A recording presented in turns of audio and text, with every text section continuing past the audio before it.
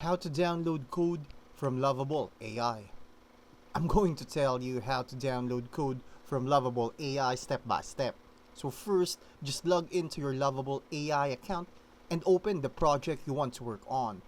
Once you're inside the editor, you will see your files and code environment. Next, look at the top right corner. There's usually a download or export code button.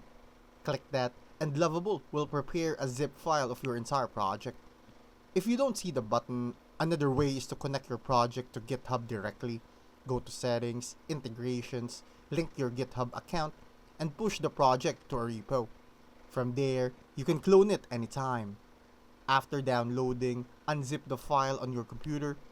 Inside, you'll find your project files, HTML, CSS, JavaScript, or backend code, ready to edit or run locally.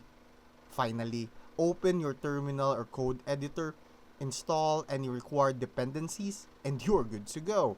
And that's how you download your code from Lovable AI in just a few simple steps. Thanks for watching. Make sure to subscribe for more useful content.